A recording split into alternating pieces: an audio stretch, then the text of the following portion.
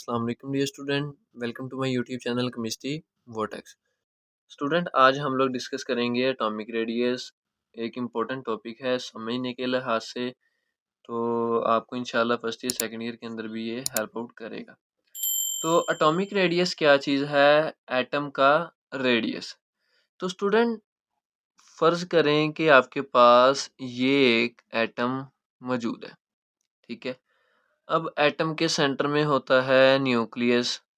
अब आपके पास कोई स्मॉल स्केल नहीं है जिससे आप इसके न्यूक्लियस से इसके सरकमफ्रेंस तक का फासला मेजर कर सकें। ये तो होगी पहली बात। लेकिन दूसरी बात ये कि एटम की कोई शार्प बाउंड्री नहीं होती। मतलब ये तो वैसे ही आपको एक पेज के ऊपर समझाने के लिए ये एक एटम बनाया है, ड्रा किया है। लेकिन एटम का असल स्ट्रक्चर ऐसा नहीं होता। एटम के अंदर इलेक्ट्रॉन कंटिन्यूस मोशन के अंदर रहते हैं और एटम इस तरह से राउंड भी नहीं होता। तो मतलब एटम की कोई शार्प बाउंड्री नहीं होती जिसकी वजह से आप उसका न्यूक्लियस से लेकर उसके सरकमफ्रेंस तक का फासला आप एग्जैक्टली मेजर कर सकें और बता सकें कि एटम का रेडियस इतना है। तो फिर एटम का रेडियस हम लोग कैसे चेक करेंगे? तो साइंटिस्ट ने क्या किया, उन्होंने सिमिलर एटम, मतलब अगर हाइड्रोजन है तो हाइड्रोजन एटम का ही उन्होंने मॉलिक्यूल एक ले लिया। तो आपकी बुक के अंदर लिखा हुआ है कार्बन के हवाले से। तो फर्ज करें कि ये दो कार्बन एटम आपस में इस तरह जुड़े हुए हैं, ठीक है। अब इस एटम के न्यूक्लियस से लेकर इस एटम के न्यूक्लियस तक का फासला हम लोग कैलकुलेट करेंगे, ठीक है। इस एटम के न्यूक्लियस से लेकर इसके सरकमफ्रेंस तक का फासला होता है r, और इसके न्यूक्लियस से लेकर इसके सरकमफ्रेंस तक का फासला होता है r। तो दोनों मिलकर बना देंगे, ये जो टोटल डिस्टेंस बनेगा इसे हम लोग कह देंगे 2r। 2r मतलब ये आपके पास आया है डायामीटर। डायामीटर क्या चीज होती है? ये एक एटम है, ये कोई भी सर्कल है, सेंटर से लेकर इसकी बाउंड्री तक के फासले को कहते हैं रेडियस। और अगर हम मुकम्मल ले लें, दोनों साइडों को आपस में मुकम्मल तौर पर मिला दें, तो एक रेडियस ये और एक रेडियस ये दोनों मिलकर आपके पास बना देते हैं डायामीटर, ठीक है। इस चीज को हम लोग कहते हैं डायामीटर। तो इस एटम के न्यूक्लियस से लेकर इस एटम के न्यूक्लियस तक का जो टोटल फासला बना उसको हमने कह दिया 2r, और वो क्या है? डायामीटर। अगर हम इस टोटल डिस्टेंस को 2 पर डिवाइड कर दें, मतलब यहाँ पर 2r है, इसको 2 पे डिवाइड कर दें तो 2 से कैंसिल हो जाएगा, आपके पास बचेगा r। तो इस तरह से आप एटम का रेडियस निकाल सकते हो। एटम का रेडियस आप सिंपली क्यों नहीं निकाल सकते? क्योंकि एटम की कोई शार्प बाउंड्री नहीं होती जिससे आप कैलकुलेट कर सकें। तो साइंटिस्ट ने क्या किया, दो एटम्स को जो कि सिमिलर एटम थे उनका मॉलिक्यूल लिया और उनके न्यूक्लियाई के दरमियान के फासले को मेजर किया और उस फासले को 2 पर डिवाइड कर दिया। इस तरह एक एटम का रेडियस मिल गया, ठीक है। अब दो सिमिलर एटम ही क्यों लिए, दो डिफरेंट एटम क्यों नहीं लिए उन्होंने? तो सिमिलर एटम मतलब ये एटम जितना इसका साइज होगा उतना ही इसका होगा। अगर डिफरेंट एटम लेंगे तो साइज में फर्क आ जाएगा, वो चीजें अभी हम लोग देखेंगे। तो डेफिनेशन क्या बनेगी? डेफिनेशन यहाँ पर बनेगी half of the distance, half of the distance between the nuclei of two bounded atom, two bounded atoms. Half of the distance between the nuclei of two bounded atom, दो जुड़े हुए atoms के nuclei के दरमियान के फासले को अगर हम लोग उसका हाफ लें तो आपके पास आ जाएगा एटॉमिक रेडियस, एटम का रेडियस, ठीक है। अब कार्बन एटम जो है, कार्बन एटम के जो टोटल डिस्टेंस कैलकुलेट किया गया वो था 154 पाइकोमीटर, पाइको मतलब आपने पढ़ा होगा 10⁻⁻12। ठीक है, तो कार्बन एटम के न्यूक्लियाई के दरमियान का जो फासला कैलकुलेट किया वो 154 पाइकोमीटर था। तो अगर हम इस फासले को 2 पर डिवाइड कर दें, इस डिस्टेंस को 2 पर डिवाइड कर दें, तो आपके पास आंसर आ जाएगा 77।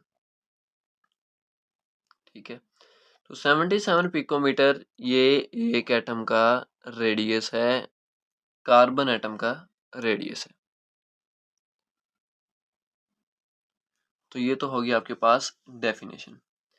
नेक्स्ट चलते हैं, नेक्स्ट हम लोग देखते हैं इसका ट्रेंड। तो ट्रेंड आपने इसका गौर से समझ लेना है। तो पहले देखते हैं ट्रेंड इन पीरियड। तो स्टूडेंट पीरियड क्या होता है? Left to right in the periodic table are called period. For example मैं एक यहाँ पर लिखता हूँ लिथियम, बेरिलियम, वही आपको जो तरीका बताया था, listen B C news on Friday night. ठीक है, lithium, beryllium, boron, carbon, nitrogen, oxygen, fluorine, neon. तो लिथियम 3 4 5 6 7 8 9 10। तो स्टूडेंट जैसे आप लेफ्ट टू राइट मूव करेंगे तो एटॉमिक नंबर की तादाद में इजाफा हो रहा है। When we move from left to right in the periodic table, atomic number increase, atomic number increase कर रहा है। किस वजह से इंक्रीज कर रहा है? मतलब उसके अंदर प्रोटॉन की अमाउंट ज़्यादा हो रही है।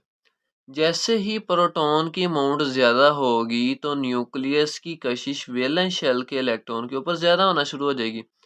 फॉर एग्जांपल ये लिथियम है, इसके पहले शेल में होंगे 2 इलेक्ट्रॉन और दूसरे शेल में होगा 1 इलेक्ट्रॉन।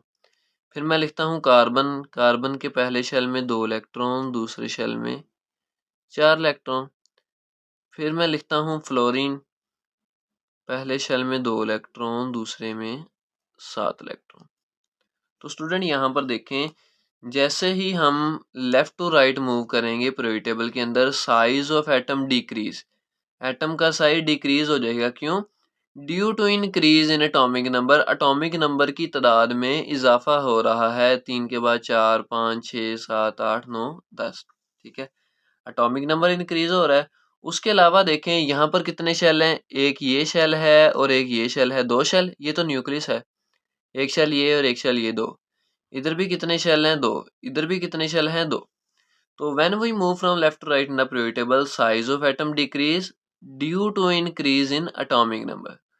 और कोई एक्स्ट्रा शेल ऐड नहीं हो रहा, इसका मतलब no extra shells are added, कोई इजाफी शेल ऐड नहीं हो रहा जो कि न्यूक्लियस की कशिश को बैरूनी शेल्स के इलेक्ट्रॉन तक पहुंचने से रोके। इसका मतलब अगर एटॉमिक नंबर इंक्रीज कर रहा है और शेल की तादाद सेम है, तो जैसे ही हम लेफ्ट टू राइट मूव करेंगे तो प्रोटॉन की तादाद में इजाफा हो रहा है, तो न्यूक्लियस की कशिश बैरूनी शेल्स के इलेक्ट्रॉन पर ज़्यादा होगी और वो इलेक्ट्रॉन्स को अपनी तरफ खींचेगा, जिसकी वजह से एटम का साइज कम होना शुरू हो जाएगा। यही रीज़न है कि एटॉमिक रेडियस पीरियड के अंदर डिक्रीज करता है, एटम का रेडियस पीरियड में डिक्रीज करता है। क्यों?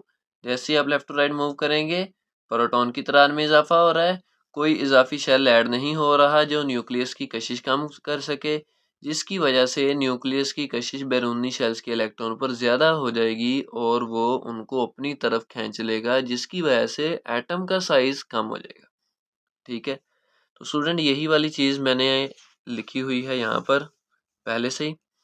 Atomic radius decrease when we move from left to right in the periodic table. Atomic radius period में डिक्रीज होगा जैसे ही हम लेफ्ट टू राइट मूव करेंगे। क्यों? It is because size of atom decrease, atom का साइज कम हो रहा है due to increase in atomic number, atomic number के बढ़ने की वजह से। No extra shells and electrons are added which reduce the force of attraction of nucleus on the valence electron. कोई इजाफी शेल ऐड नहीं हो रहे, आप इस इलेक्ट्रॉन को रहने दो। No extra shells are added which reduce the force of attraction of nucleus on the valence electron. कोई इजाफी शेल ऐड नहीं हो रहे जो न्यूक्लियस की कशिश को कम कर सकें। मतलब यहाँ पर भी 2 ही शेल थे, यहाँ पर भी 2 ही शेल थे, यहाँ पर भी 2 ही शेल थे। तो जितनी यहाँ पर कशिश कम हो रही थी उतनी ही यहाँ पर कम हो रही होगी न्यूक्लियस की फोर्स। लेकिन फ़र्क क्या है कि एटॉमिक नंबर इंक्रीज़ कर रहा है। तो यहाँ आते एटॉमिक नंबर बहुत ज़्यादा हो जाएगा, न्यूक्लियस इलेक्ट्रॉन को अपनी तरफ खींच लेगा, जिसकी वजह से एटम का साइज़ कम हो जाएगा। As a result, the force of attraction of nucleus on the valence shell electron increase and it attracts toward the nucleus और ये उनको अपनी तरफ खींच लेगा। Hence size of atom decrease in period, यही रीज़न है कि एटम का साइज पीरियड में कम होता है। ठीक है, तो स्टूडेंट ये मैं आपको एंड पे पेज शो करवा दूंगा, आप इसका स्क्रीनशॉट ले लें या जैसे मर्जी, तो आप इसे अच्छी तरह से याद कर लें, इसे ही पेपर में लिख दें तो आपके मार्क्स आ जाएंगे। नेक्स्ट देखते हैं हम लोग ट्रेंड इन ग्रुप। ट्रेंड इन ग्रुप, तो स्टूडेंट ग्रुप के अंदर क्या होता है। ग्रुप, मैं पहला ग्रुप लिखता हूँ आपके पास, हाली ने की रब से फरिया 1, 3, 11, 19, 37, 55 एंड 87। हाइड्रोजन है, पहले शेल में 1 इलेक्ट्रॉन। लिथियम है, पहले शेल में 2 इलेक्ट्रॉन, दूसरे में 1। फिर सोडियम है, पहले शेल में 2 इलेक्ट्रॉन, दूसरे में 8 इलेक्ट्रॉन और तीसरे में 1 इलेक्ट्रॉन। तो स्टूडेंट यहाँ पर देखें, when we move from top to bottom in the periodic table, size of atom increase, atom का साइज इंक्रीज हो रहा है। किस वजह से इंक्रीज हो रहा है? Due to the addition of extra shells. यहाँ पर देखें 1 ही शेल है, यहाँ पर देखें 2 शेल हो गए, यहाँ पर देखें 1, 2 और 3 शेल हो गए। तो जैसे ही हम टॉप टू बॉटम मूव करेंगे, साइज ऑफ एटम इंक्रीज करेगा। क्यों? Due to addition of extra shells. Extra shells और साथ में इलेक्ट्रॉन भी ऐड होंगे, मतलब इनर शेल के अंदर अगर इलेक्ट्रॉन्स मौजूद है ना, तो इसके बाद में आने वाला जो शेल होगा उसके अंदर भी इलेक्ट्रॉन मौजूद होंगे। तो इलेक्ट्रॉन को रिपेल करेगा, जिसकी वजह से एटम का साइज मजीद इंक्रीज हो जाएगा। तो जैसे ही हम टॉप टू बॉटम मूव करेंगे, साइज ऑफ एटम इंक्रीज कर जाएगा। क्यों? Due to addition of extra shells and electron which reduces the force of attraction of nucleus on the valence electron. अब यहाँ पर देखें, 1 ही शेल है, न्यूक्लियस की कशिश सबसे ज्यादा होगी। 2 शेल है, न्यूक्लियस की कशिश थोड़ी सी कम हो जाएगी। 3 शेल है तो न्यूक्लियस की कशिश मजीद कम हो जाएगी। न्यूक्लियस का अपने बैरूनी शेल्स के इलेक्ट्रॉन पर होल्ड नहीं रहेगा और एटम का साइज बड़ा होता चला जाएगा। ठीक है, तो यही वजह है, जैसे ही हम टॉप टू बॉटम मूव करते हैं तो एटम का साइज बहुत बड़ा हो जाता है, न्यूक्लियस की कशिश इलेक्ट्रॉन के ऊपर रहती नहीं।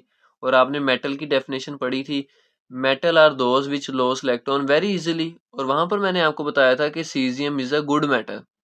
गुड मेटल क्यों है? क्योंकि टॉप टू बॉटम एटम का साइज बहुत बड़ा हो जाता है, न्यूक्लियस की कशिश अपने बैरूनी शेल्स के इलेक्ट्रॉन पर रहती ही नहीं और वो इजीली इलेक्ट्रॉन लॉस कर देता है। यही वजह है कि टॉप टू बॉटम जो है वो मेटेलिक करेक्टर भी इंक्रीज हो जाता है। ठीक है, क्या टॉपिक की तरफ रहते हैं। तो जैसे हम टॉप टू बॉटम मूव करेंगे, एटम का साइज इंक्रीज हो जाएगा due to addition of extra shell and electron which reduces the force of attraction of nucleus on the valence electron. ठीक है, यही वजह है कि एटम का साइज फिर बढ़ता चला जाएगा। अब इसका भी मैंने लिखा है trend. Atomic radius increase from top to bottom in the periodic table. Atomic radius top to bottom increase करता है। It is because size of atom increase due to addition of extra shells and electrons. किस वजह से? Due to addition of extra shell, इजाफी shell and electron which reduces the force of attraction of nucleus on the valence electron, जो nucleus की कशिश को बैरूनी shells के इलेक्ट्रॉन तक पहुंचने से रोकेंगे। As a result the force of attraction of nucleus on the valence electron decrease. यही वजह है कि न्यूक्लियस की कशिश बैरूनी शेल्स के इलेक्ट्रॉन पर कम हो जाएगी। Hence size of atom increase from top to bottom in the periodic table, या इन ग्रुप भी लिख सकते हैं कि hence size of atom increase in group. ठीक है, तो यह है स्टूडेंट आपके पास ट्रेंड इन ग्रुप। तो ये पेज है, आप इसका स्क्रीनशॉट ले सकते हैं, इसी को आप याद कर लें और इसी ट्रेंड को आप पेपर के अंदर लिख दें, इंशाल्लाह आपके मार्क्स आ जाएंगे। तो स्टूडेंट आज के लिए इतना ही। अगर आपको लेक्चर में कोई भी मसला है, कोई भी परेशानी है, तो कमेंट सेक्शन खुला है, आप लोग कमेंट कर सकते हैं। और अगर आप लोगों को वीडियो अच्छी लगी तो चैनल को लाइक करें, सब्सक्राइब करें और बेल आइकन पर क्लिक करें ताकि मेरी हर न्यू आने वाली वीडियो का नोटिफिकेशन आप तक पहुंच सके। तब तक के लिए स्टूडेंट, अल्लाह हाफिज़।